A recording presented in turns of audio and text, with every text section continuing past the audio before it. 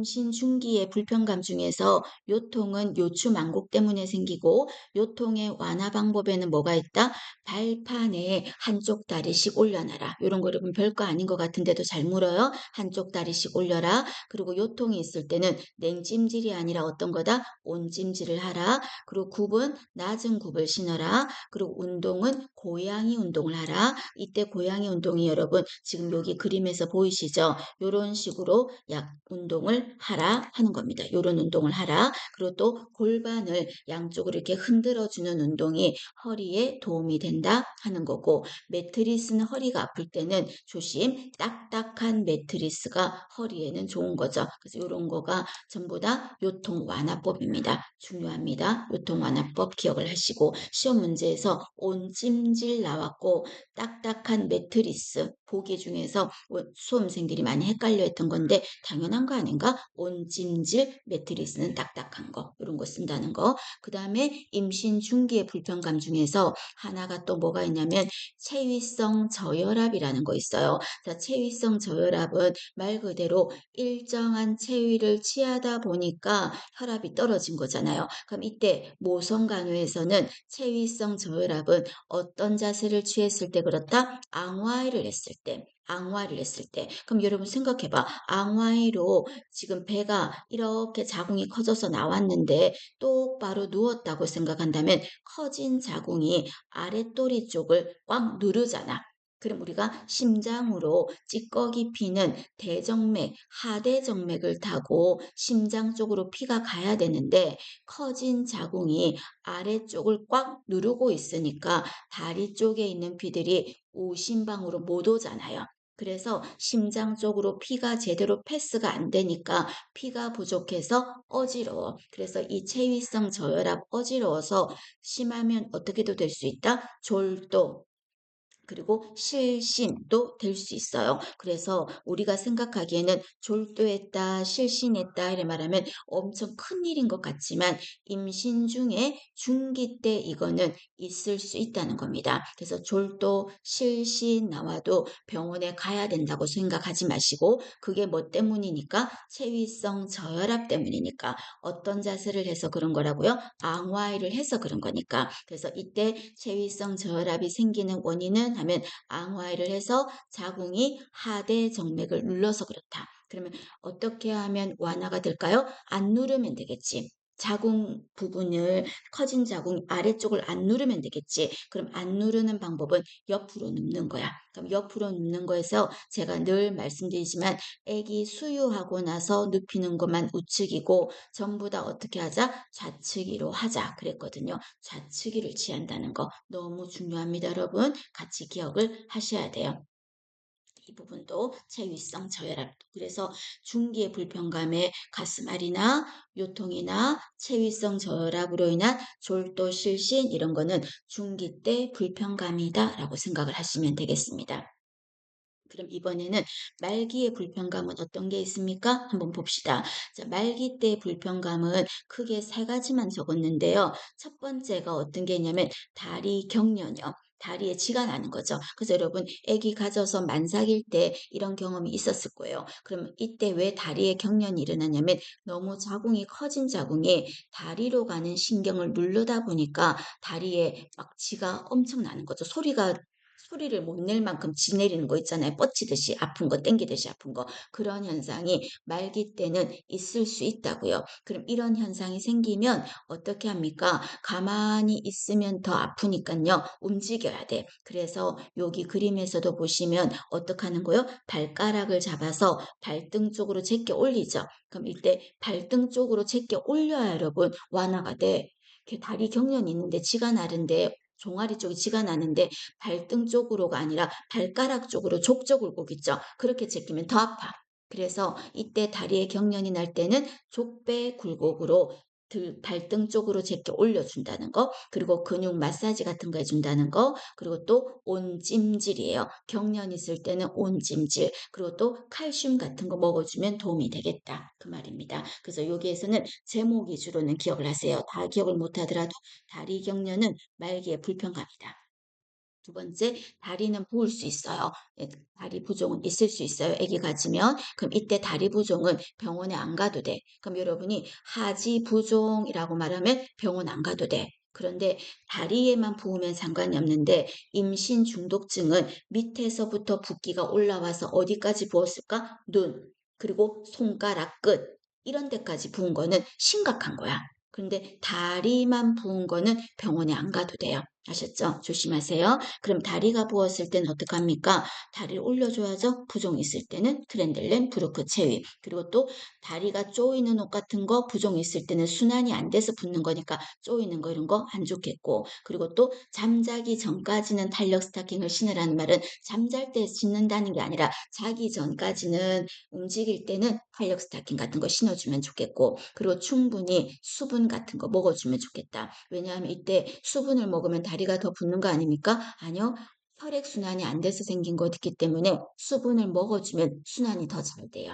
그리고 또 따뜻하게 좌욕을 하면 피순환이 잘 되잖아요. 이런 거가 들어가요. 그래서 여기서 여러분 다른 거 다 까먹더라도 어떤 거는 기억하자. 다리를 올려주자. 그리고 허리나 조이는 옷은 피하자. 다리 부종일 때는 그 말입니다. 그 다음에 세 번째, 정맥류예요. 자, 정맥류는 여러분 정맥류는 여기 그림에서도 정맥류 환자를 그려놨죠. 이렇게 우둘투둘투둘투하게 혈관이 블룩블룩블룩블룩 튀어나온 거야. 이건 여러분 있을 수 있어. 아기 가졌을 때 있을 수 있어요. 그럼 이거는 왜 이런 일이 생깁니까? 그랬을 때 커진 자궁이 하대 동맥을 압박해서 생기는 겁니다. 자, 제 말이 맞아요, 틀려요? 틀렸거든. 제가 뭐라고 했냐면 커진 자궁이 하대 동맥을 압박해서 정맥류가 생겼다. 말이 안 맞잖아. 정맥류면 정맥을 눌러서 생긴 거잖아요. 그래서 증대된 자궁이 하대 정맥을 눌렀다. 이렇게 하셔야 됩니다. 그럼 여기 그림에서 보시면 혈관이 뿌죽뿌죽뿌죽뿌죽 튀어나왔죠. 이런 현상이 피가 아래쪽으로 막 쏠리고 올라와야 되는데 순환이 안 돼서 못 올라오는 거야. 혈관을 누르니까 아까 눌러서 체위성 저혈압도 생겼잖아요. 그럼 이때 다리 쪽에는 생각해봐요. 피는 밑으로는 내려갔는데 위로 못 올라오니까 하대 요쪽에 다리 쪽에 피가 많겠어 적겠어? 많겠지 혈관 안에. 그럼 피가 그 혈관보다 너무 많이 들어가니까 혈관이 어떻게 된다? 삐죽삐죽삐죽삐죽 튀어나오는 거예요. 여러분 우리가 살이 쪘는데 작은 옷을 입으면 어때? 그냥 조그만 강아지 옷 같이 작은 옷을 입으면 살이 등살이나 옆구리 살이 불룩불룩 다 튀어나올 거 아니에요. 그거랑 똑같은 개념인 거예요. 이렇게 피가 밑으로 쏠리다 보니까 혈관이 불룩불룩불룩불룩 튀어나오는 정맥류는 병원에 안 가도 돼요. 이거는 있을 수 있다는 겁니다. 그럼 이 사람이 혈관이 지금처럼 눈에 확 띄게 드러난다면 정맥류인 거 누구나 알아. 그런데 그 정도까지는 아니라서 혈관이 바깥으로 약간 돌출되는 느낌 정도로만 보여지는 정도면 이때 테스트를 해보면 정맥류인지를 알 수가 있어요. 자, 그러면 그 테스트는 이름이 뭐라고 하냐면 트렌들렌 부르크 테스트라고 합니다. 자, 이게 무슨 말인지 모르겠다 하시면 그냥 버려. 아셨죠? 트렌들렌 부르크 테스트예요. 체위랑 이름이 똑같은데 테스트라고 붙었으면 정맥류 테스트거든요. 그럼 이건 어떻게 하냐면 먼저 이름에서 트렌들렌 부르크니까 자세를 어떻게 취할 것 같아? 다리를 올려주는 거예요. 다리를 올려. 그럼 생각해봐요. 다리를 이렇게 뻗 올렸으니까 다리 쪽에 있는 피들이 어떻게 됐을까요? 전부 다 이렇게 위로 올라갔겠죠. 그럼 다리에는 피가 이제 별로 부족해? 이 상태에서 묶어요. 고무줄로 묶어요. 고무줄로 묶어요. 그럼 묶었으니까 여러분 생각해봐. 피들이 이제 다리 쪽을 올렸으니까 피가 없지. 거기가 갔으니까. 거기가 있지. 그죠? 그 다음에 어떻게 하냐면 서는 거예요. 서고 나서요. 고무줄을 풀어요. 그럼 풀면 내가 정맥류가 아니라면 어떻게 되냐면요. 피가 천천히 아랫도리 쪽으로 내려오는데 정맥류는 혈관이 헐거워져서 삐죽삐죽삐죽 다 튀어나와 버렸거든요. 그래서 피들이 한 번에 확 내려와서 다리 쪽으로 피가 금세 핑크색으로 피가 통해서 돌아오는 거예요. 결론적으로 정맥류 테스트를 했을 때 피가 천천히 내려오는 게 혈관이 탄력이 있는 거예요. 그런 걸 알아보는 걸 트렌델렌 부르크 테스트라고 합니다. 참고로만 하시고 안 된다 하시면 그냥 이름을 이런 이름 나오면 정맥류 테스트구나 정도만 알아두시고 그러면 제일 중요한 겁니다. 정맥류일 때는 어떻게 간호를 해야 됩니까? 이거는 성인 간호, 모성 간호, 뭐 다 어디서라도 기본 간호 다 물어볼 수가 있어. 그럼 이때 입원해 보시면 취침할 때 어떻게 한다? 다리를 올려야 되겠죠. 왜 그렇겠어요? 다리 쪽, 아랫도리 쪽으로 피가 쏠려서 생긴 거니까 다리를 올려야 피가 쏠리지 않고 순환이 되겠죠. 그래서 다리를 올려주는 거야. 그 자세를 하고 낮에는 어떻게 해야 돼요? 탄력 양말 신어. 이 혈관들을 어떻게 한다? 위로 위로 잡아 당겨야 되니까. 위로 위로 올려야 되니까. 그래서 우리 스타킹 신는 거를 생각하시면 되는 거죠. 그래서 이 혈관들을 잡아 당겨 올려주기 위해서 낮에는 탄력 양말을 신어. 그리고 조이는 옷은 피해. 왜? 조이면 혈관이 더 순환이 안 돼서 못 흐르니까. 조이는 옷 피해고 그리고 그냥 가볍게 걷거나 규칙적인 운동은 좋아요. 그리고 다리를 꼬는 자세는 안 그래도 혈관이 튀어나왔는데 꼬아서 꺾어버리면 혈관이 완전 꼬여버려요. 그래서 꼬는 자세는 안 좋아요. 그리고 이거는 순환이 아래쪽으로 피가 쏠려서 그런 거니까 피를 좀 풀어주는 거, 우려 막아주려면 좌욕 같은 거 하면 도움이 될게요. 그리고 이 정맥류가 하지 정맥류만 있는 게 아닙니다, 여러분.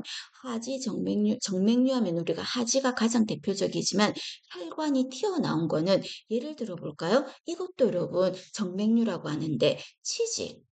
변비가 너무 심해서 치질이 있죠. 치질이 생겼다는 말은 직장 안에 있는 혈관이 불룩 바깥으로 나온 거야. 정맥류라는 거는 혈관이 바깥으로 튀어나온 건 정맥류야. 그게 다리 쪽에서 튀어나왔으면 하지 정맥류라고 부른 거고 직장에 있는 혈관이 튀어나온 건 우리가 치질, 치해 이렇게 부르는 거거든요. 그래서 정맥류는 하지만 있는 게 아니기 때문에 배변할 때 주면 혈관이 바깥으로 돌출돼. 그래서 배변할 때 힘주지 마라.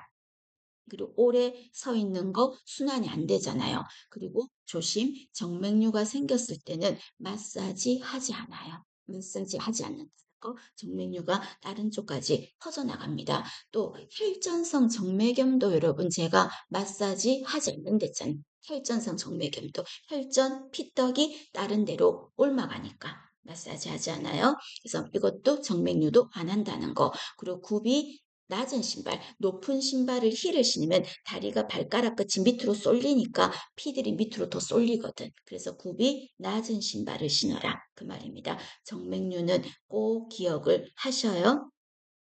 봐주셔야 됩니다. 자, 그 다음에 임신 중에 그러면 위험한 증상입니다. 그럼 이건 여러분 불평감하고 섞어서 짬뽕으로 섞어놓고 물어볼 건데 이게 병원에 가야 되냐, 안 가도 되냐, 그런 거 물어볼 거거든요. 그때 아무리 내가 몰라도 지식적인 게 없어도 우리는 일반적으로 하혈을 하면 병원에 가야 된다는 생각은 하잖아. 그래서 질출혈이 있다 하면 위험한 거니까 가야 되겠고, 또 배가 아프다 하면 당연히 가야 되는 거 아닐까요? 아기 가졌을 때. 그리고 또 아까 하지, 다리가 부었을 때는 안 가도 된다 그랬죠. 그런데 얼굴이나 손이 부었다 가야 돼요. 왜? 임신 중독증일 것 같아요. 그리고 머리가 아프고 시야가 침침해진다? 이거요. 분명히 혈압재면 혈압 높을 거예요. 그래서 이거는 임신 중독증일 수가 있어요. 그래서 가야 돼요. 그리고 또 구토를 한다? 구토한다? 이때 구토가 입덧처럼 초반에 그런 게 아니잖아요. 그럼 이거는 어떤 걸 수도 있다? 뇌압이 올라가면 나타나는 증상이 뭐가 있어요? 두통, 구토 들어가잖아요. 그래서 이것도 혈압이 올라가면서 뇌압이 올라가다 보니까 토할 수가 있다고 생각한 거거든요. 병원 가야 돼. 그 다음에 갑자기 내가 오한을 느끼면서 39도 열이 난다? 임신 중에 뭔가 감염이 된 거잖아요. 당연히 병원에 가봐야 되겠죠. 그 다음에 갑자기 흘러나오는 질분비물, 뭐일 수도 있다? 양수일 수도 있으니까 병원에 가봐야죠. 이해되시죠? 그런데 요통 안 가도 돼요. 가스마리 안 가도 돼요. 그리고 또 어떤 것도 안 가도 돼요? 입덧 안 가도 돼요. 그리고 빈뇨도 안 가도 돼요. 아, 여러분 여기에 임신 말기에 하나만 더 적을까요? 임신 말기에 어, 여기 보시면 다리 경련, 다리 부종, 정맥류 적혀 있고 또 하나가 뭐 적는다? 빈뇨 하나 더 적어주세요. 빈뇨. 빈뇨는 말기에도 있고요. 그 다음에 초기에도 있어요. 말기에도 있고 초기에도 있습니다. 그 말입니다. 그래서 여러분 가야 되는 상황, 안 가야 되는 상황 하는 거를 정확하게 구별하는 게 지금 이번 1교시에서 제일 중요한 것 같아요. 그 다음에 산정 관리입니다. 자, 산정 관리는 분만 전에 관리받는 거니까 이거는 왜 해요? 1차 예방에 속할 거예요. 안 생겼을 때 미리 예방하자는 거니까 1차 예방인데 늦어도 20주 안에는 받았으면 좋겠어요. 왜? 매독이 20주 안에 치료를 해야 되니까 늦어도 20주 안에 받아요. 그래서 이번에 보시면 진찰 횟수 하는 거 있죠. 이건 여러분 중요하다는 거 모두 아시잖아요. 별거 아닌 것 같지만 여러분 중요해요. 그래서 7개월까지 8, 9개월 분만까지 가는 횟수 기억을 하시고 그 다음에 진찰은 그럼 가면 어떤 거 받습니까? 하는 건데 다 기억을 못 하더라도 엑스레이 촬영을 굳이 해야 된다면 안 해도 되는데 해야 된다면 언제는 안 한다? 3개월까지는 안 한다는 거. 특히 3개월 안에서도 장기가 만들어지는 골든타임. 그게 언제냐면요. 4주에서 10주야. 이때는 심장, 폐 이런 거 만들어지는 거. 심폐가 만들어지는 4주에서 10주는 절대 적을 때 엑스레이라든지 약물 같은 거 조심해야 돼요. 그래서 3주라고 아니 3개월이라고 기억하시면 되는데 그 중에 가장 더 피크는 4주에서 10주라는 거. 그리고 이때 갈 때마다 뭐를 잰다? 여기 5번에 기억하셔야 되겠죠? 매번 갈 때마다 검사해야 되는 게 체중, 혈압, 소변이에요. 그럼 이 세 가지를 재는 이유가 뭡니까? 이래 말하면 혈압이 있고 단백뇨를 보이고 그리고 부종이 있는 거. 그 질병이 뭔데요? 임신 중독증. 일명 다른 말로 임신성 고혈압이라고 하죠. 이게 나타날까 봐 매번 갈 때마다 재는 게 체중, 혈압, 소변 검사를 한다. 그 소리입니다. 그리고 이때 진찰을 할 때 피검사 할 거거든요. 피검사. 그럼 이때 피검사는 어떤 거 하냐면 VDRL이요. 뭐죠? 매독 검사. 그리고 또 풍진 항체가 있나 없나 검사할게요. 그럼 풍진은 3개월 안에 걸리면 큰일 나니까 풍진 검사할게요. 그리고 또 인부가 빈혈이 너무 심하면 안 되니까 헤모글로빈 수치도 검사하는 거죠. 그래서 그런 거 하고 봐주십니다. 나머지는 한번 읽어보시고 그리고 이런 산정 관리의 목적은 아까 말했다시피 임신 중독증 또는 다른 말로 임신성 고혈압 예방하겠다. 똑같은 의미입니다. 보시고요. 그 다음에 밑에 자궁경부암 검진이라고 돼 있죠. 진단하는 거야. 그럼 자궁경부암 진단은 하는 것의 이름을 뭐라고 합니까? 파파니 콜라우 검사라고 하죠. 자궁경부의 질의 세포 검사하는 거죠. 그럼 이 검사는 자 알아두셔야죠. 보건관 공중에서 몇 세부터 해줘요? 20세부터 해주죠. 20세부터 몇 년마다 해줘요? 2년마다 해주죠. 국민건강보험공단에서 현물급여 해당되죠. 그럼 이때 자세는 어떤 자세 합니까? 절석이, 쇠석이 자세를 취해주겠고, 그럼 이 환자가 이렇게 들어 누웠을 때 다리가, 엉덩이가 이렇게 올라가는 자세를 취했어요. 그럼 여기 지금 그림이 조금 희미하긴 한데,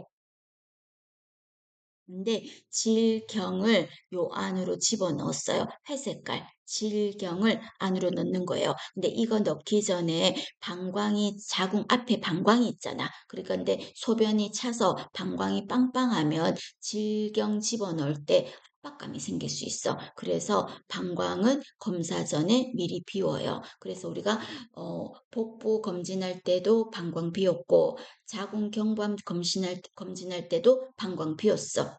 그죠? 그리고 질 초음파 할 때도 방광 비웠어. 그런데 복부 초음파 할 때는 방광을 채웠어요. 그래야지 불룩하게 위로 올라오니까. 아셨죠? 하는데 질경을 이제 집어넣어요. 근데 이게 그냥 넣으면 뻑뻑하잖아. 뻑뻑하니까 윤활제에 좀 묻힐 거야. 근데 뭐 젤 같은 윤활제를 쓰는 건 아니고요. 생리 식염수 있죠. 거기다가 푹 담가서 질경을 안으로 삽입을 하는 거예요. 그럼 이 삽입을 해서 질요 안쪽에 있는 분비물을 채취하는 건데 분비물이 없으면 안 되겠죠. 그 내가 원래 없는 거면 상관이 없는데 검사 전에 질을 바닥바닥바닥 안쪽으로 막 손을 넣어서 씻어가지고 분비물을 없애면은 분비물 채취가 안 되잖아요. 그래서 3번에 검사하기 전 12시간 정도 동안은 질 세척을 하지 마라. 왜? 이 검사 자체가 분비물을 채취하는 거니까. 그 말입니다. 그리고 이 검사는 20세부터 해준다는 거. 이렇게 정리하시고요. 그 다음에 밑에 보시면 임산부 주의사항입니다. 자, 이 부분도 여러분 시험 문제에서 그냥 쭉 하고 보기로서 잘 나오는 보기들이 되지 않습니까? 자, 그럼 임산부 주의사항의 첫 번째, 말기에는 항목욕을 하지 마라. 그래서 항목욕을 하지 마라. 이유는 일단 그 안에 들어가다가 요추가 망고 앞으로 배가 나왔잖아요. 그러다 어떻게 될 수 있어? 중심을 잃어서 화닥 화당 하고 자빠라질 수 있으니까 다칠까봐 외상을 입을까봐 목욕하지 마라 그 말이고요. 3번 기억하셔야 되겠죠. 3번에 보시면 인부의 영양이에요. 자, 인부의 영양소 중에서 엽산 있죠. 이 엽산 같은 경우는 부족하면 인부에게는 빈혈, 그리고 더 중요한 한 말은 부족하면 태아의 신경계에 악영향을 주니까 어떤 영양소를 섭취해야 되냐? 이래 말하면 엽산이라고 하시고, 그리고 또 태아의 골격을 만들기 위해서 인부에게 필요한 영양소, 이래 말하면 뼈대를 만드니까 뼈하고 관련 있는 칼슘, 그리고 뼈대를 만들었으니까 거기에 조직을 붙여야 되잖아요. 그럼 그 조직을 붙이는데 필요한 영양소, 이를 말하면 단백질이 되겠죠. 그래서 이 부분을 여러분이 그냥 다 엽산, 뭐 칼슘, 단백질, 철분 이렇게 물어볼 수도 있지만 하나를 꼭 집어서 물어보면 답은 하나만 해야 돼. 아셨죠? 그리고 특히 임신 말기라는 말을 할 거야. 임신 말기에 특히 필요한 게 뭐냐? 이래 말하면 철분이 되겠습니다. 그것만 말해야 돼. 그럼 이때 철분이 많이 든 음식이 알아두셔야 되겠죠? 살코기나 간이나 생선이나 달걀 노른자. 그래서 달걀 노른자는 지방도 많지만 여러분 그래도 필요한 것도 있어. 뭐가 많다? 철분이 많이 들어있어요.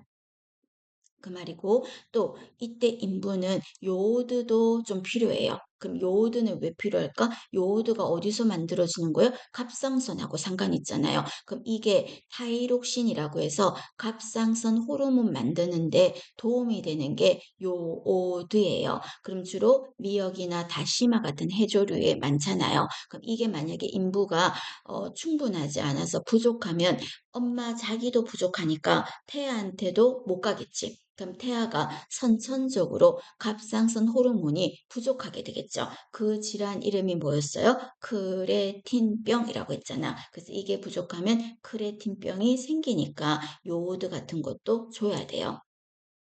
그리고 임신 말기 때는 아까 제가 다리 부종 붓는다 소리 했죠. 그러니까 부으니까 임신 말기 때는 소금기 같은 거 적게 먹고 살이 찌면 더 붓겠죠. 지방도 적게 먹고 그 말입니다. 그러나 태아한테 칼로리는 좀 가야 되잖아. 엄마 거만 신경 쓸 게 아니라 태아한테도 열량을 줘야 되니까 임신 전보다는 칼로리는 조금 더 증가해야 돼요. 그 말입니다. 자, 그 다음에 4번에 보시면 임신 중에 가장 흔한 빈혈이 무엇입니까? 이래 말하면 정답 뭐라고 해야 된다? 철결핍성 빈혈을 하셔야 돼요. 엽산결핍성 빈혈이 아니라 철결핍성 빈혈입니다. 그리고 또 밑에 보시면 유방보호라는 말을 했어요. 자, 여러분, 이 부분은 조금 이따가 정리 다시 하겠습니다.